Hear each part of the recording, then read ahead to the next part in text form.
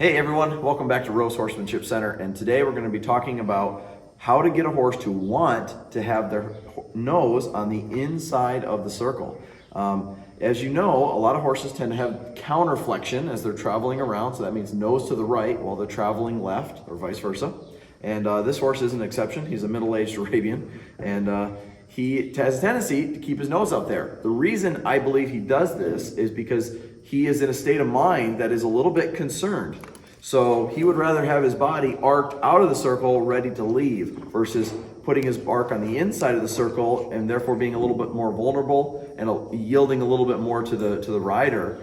And so what I want to talk about today is how to use psychology to fix that. See, what a lot of people would want to do when their head is to the outside is they just take their inside rein, bring their nose to the inside, use their inside leg, something like that. Maybe put a target in the center of the circle and ride them with that a bunch of times.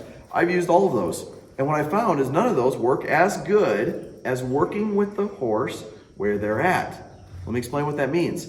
If his nose is to the outside of the circle, he's telling me that he finds more relief, more comfort on the outside of the circle than he does on the inside of the circle. So it's my job to show him that there is no relief on the outside of the circle. The way I'm going to do that is by lifting up that outside rein and making it a little bit uncomfortable, adding a little bit of pressure out there, and then when he tries to take that away from me and bring his nose to the inside, I'm going to release. Therefore, releasing him to the goal of having his nose on the inside. Let me show you what that looks like. I'm going to do this at a trot.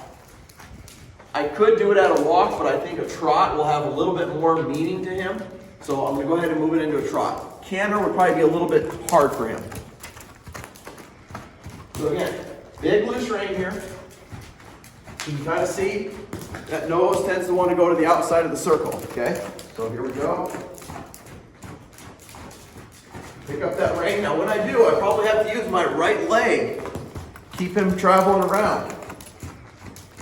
Now I'm doing this with feel, which means that as soon as I feel him wanting to bring his nose to the inside, like right there I was feeling it, I'm going to let it go. And you'll know if your timing was there or not based on where their nose ends up. Okay? Now I'm going to expect a little bit more this time. So again, I'm going to wait for him to really commit to having his nose to the outside. Right there. Pick it up.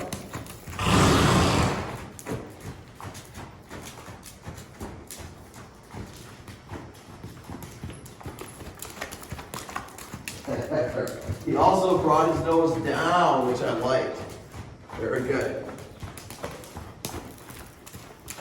Excellent. So again, we're going to practice this a lot more, but we were in the middle of working with this horse on this subject, and I thought I'd just share this tip from you.